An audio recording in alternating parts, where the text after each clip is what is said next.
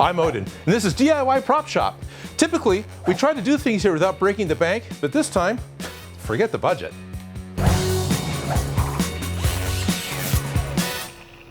For today's episode, I'm going to build something from Adventure Time. I'm going to build Marceline the Vampire Queen's guitar axe. No, not that one. Yeah, this one. And instead of building it out of foam, I'm going to make it playable by kit bashing a real guitar. Now, I've never made a guitar before. I can't play the guitar. But I thought my two good choices were either go buy a used guitar and strip it down and then remake it into the axe shape that I want, or I can just purchase one of those kits that you build yourself and then kit bash it and make it look like Marceline's axe. Since I'm starting with plain wood to begin with, this is going to be a lot easier for me. First thing I'm going to need to do is actually cut some pieces off the side to make this square and then glue on new wood that I can cut into the battle axe shape. So, let's take our only one we've got and run it through a saw.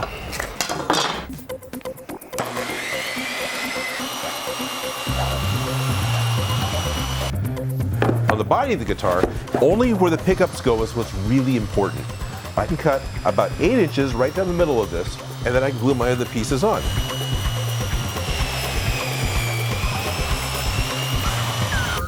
Now that I got all the pretty pieces cut off the body of the guitar, I'm going to slice up a piece of oak wood so I can stack it together to make the new blades for the sides. I'm going to cut off this last bit of curve, and I'm going to square it up with the bandsaw and add in a new piece of wood. Because my oak board is only 3/4 of an inch, I'm going to need to add a small bit of 1/8 inch plywood behind it to make up the difference. But once it's all glued together, the front will match up nice, and I'll be able to cut my blade shape out of it. So I'm going to layer these all together with glue and let them set up overnight. So my plan is to mark the foam core where I want the holes to go, transfer those marks onto the wood. I'll take the 5/16 inch bit and just drill all the way through the oak wood. And then I'll turn it over and take a Forstner bit and make the holes bigger on the backside. Then I made a bigger space for the electronics and chiseled off the sharp corners on the inside. I had already glued on one of the oak pieces. Now I can glue on the other side.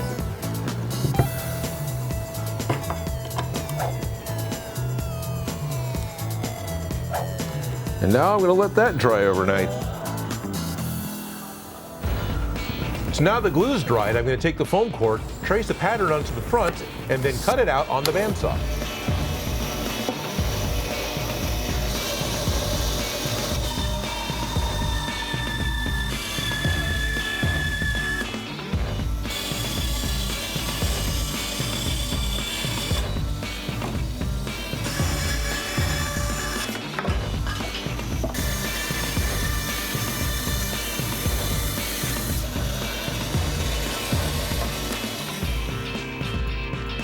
So to patch the hole that's existing here, I'm going to take one of the pieces after I cut it out, make it square, and patch it.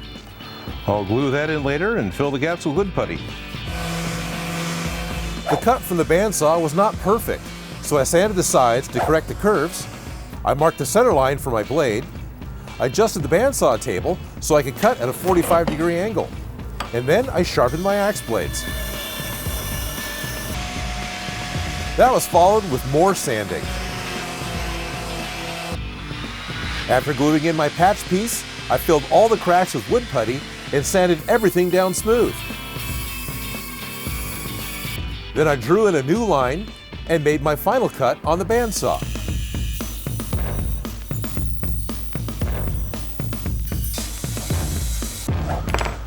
Sanding sealer is used to seal up all the wood grain, and when it comes time to paint it, smooth finish. After all, Marceline's guitar is not made out of wood. It is in actuality made out of pen and ink. So the head of Marceline's guitar isn't quite this fluted shape. It's more of a straight cut. So I'm going to cut this one down to be closer to what hers is.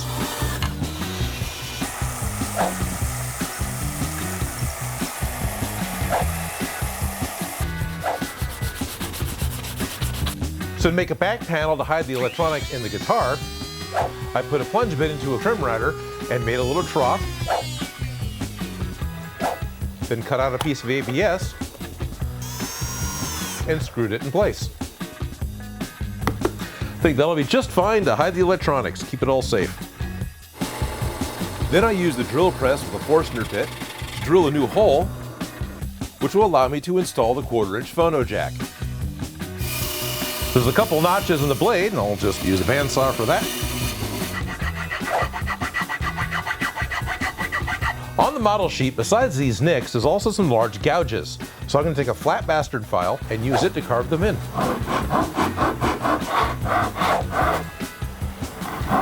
On the bottom of the guitar is a large metal spike. It screws on with a 1/4-20 screw, which is good because I can get one that has the metal thread on one side and a wood thread on the other that is 1/4-20. With the body finished, I can start painting. First, I used a water-based gray primer. Once that was dry, I applied a couple of coats of red house paint and a darker red for the accents on the blades and the neck. I used black craft paint to fill in the battle damage in the blades and to paint the X on the head of the guitar. To protect the paint, I used a water-based polyurethane sealer. For the electronics panel that goes in the back, it was sprayed with gloss red spray paint. So the pickups that came with the kit are just solid black. Marceline's guitar pickups are all silver. So I'm going to mask off the sides and spray paint the tops of these silver to match. Now I know that spray painting these silver, they'll scratch off later with heavy playing, but you know, that's just rock and roll. So I got all my parts painted. Now I get to put this thing together. Best part about this particular kit, it didn't come with any instructions at all. Thankfully, I like puzzles, because that's exactly what this is now. So I figured the first thing I'm going to do is put the neck of the guitar on. I'll take the pilot holes and drill them through to the backside. Clamp the neck onto the body of the guitar. Drill a new set of pilot holes into the neck, and then screw it in. With the fretboard attached, I think I'll put the tuning knobs on. I can install the pickups. I downloaded a diagram so I was able to solder together all the internal components.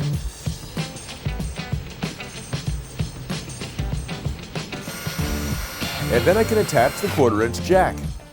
I need to position the bridge and put the knobs on. After I attach one strap button, then I get to attempt to string a guitar.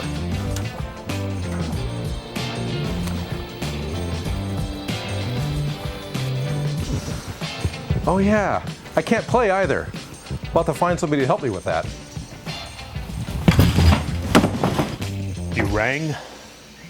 I can't believe that you put this together. This is amazing. I mean, because this is the real test for me. Playing, punk rock, it's all about endurance, and it's perfectly balanced right now because even some pretty expensive guitars, like a Gibson SG, if I let it go, the headstock will drop because that side's heavier than the body, and that may not seem like a lot, but after half an hour of just holding that neck up, that little bit of extra weight, that can really impair your endurance. So. This is the perfect test right here. What can you say about the look? This is a very vicious looking axe, literally. Thank you. I was really grateful. Andy Irish at Nicholson Music Company in Folsom, California gave me a hand with getting it tuned properly and let me know that I had the pickups down too low, so I brought those out. Okay, He straightened the neck out. It sounds like a bass guitar to me. You can do. But with an axe this vicious looking, I mean, I think it's built more for a little bit of a different sound. Just at a. Oh, sweet.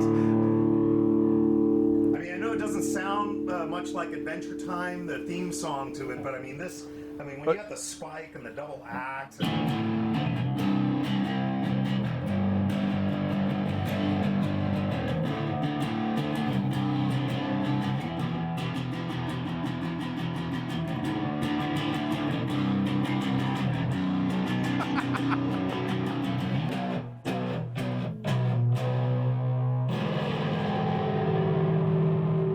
There's my Marceline's axe from Adventure Time. This thing turned out really cool. Thanks for coming by. It was my pleasure. Hey, if you have any ideas for new props you want to see us do in the future, please leave them in the comments below. If you try any of these builds for yourself, send us a picture at DIYPropShop@break.com. And don't forget to subscribe. Where did my guitar go?